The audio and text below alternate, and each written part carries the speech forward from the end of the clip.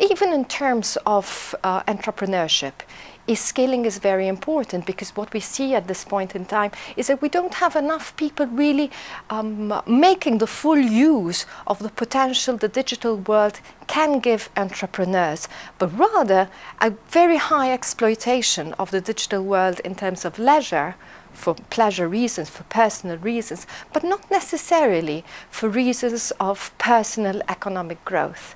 So in terms of e-skilling, you have both the economic aspect and the social aspect, which go hand in hand, whereby we need to have more e-skilling for better jobs, better sustainable jobs, and because the job market requires it, but also in terms of our entrepreneurs and potential entrepreneurs really being able to identify how to, I would say, exploit the internet for also personal development, but economical gains.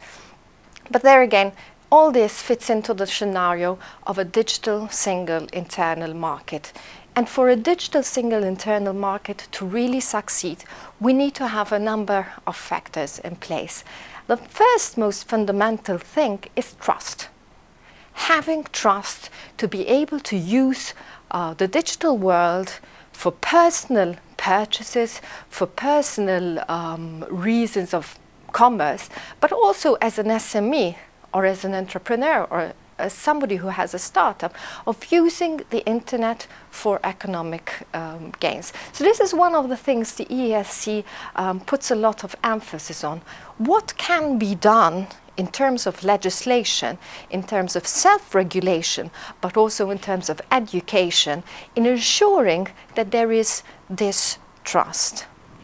Another aspect is then how much the digital world is being used by public service itself, because we know public service needs to be the one who sets examples. So e-procurement is particularly important, but also then in facilitating all the procurement aspects to make sure that it is worthwhile for an SME to also be digital.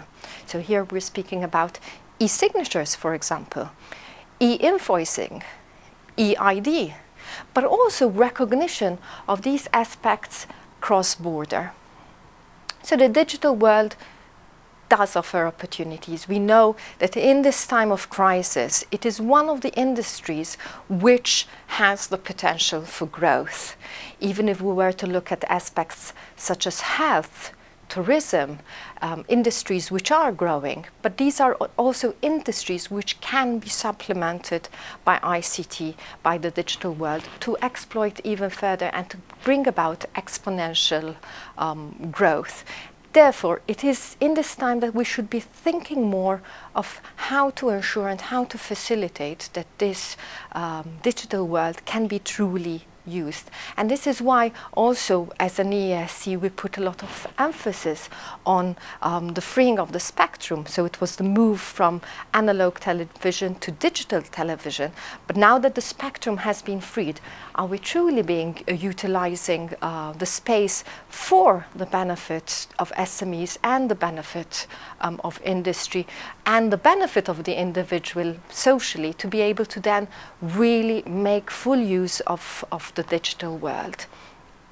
I know you are amongst representatives from these different regions. You have been speaking about the potential of the digital agenda for this region, the difficulties of the digital agenda.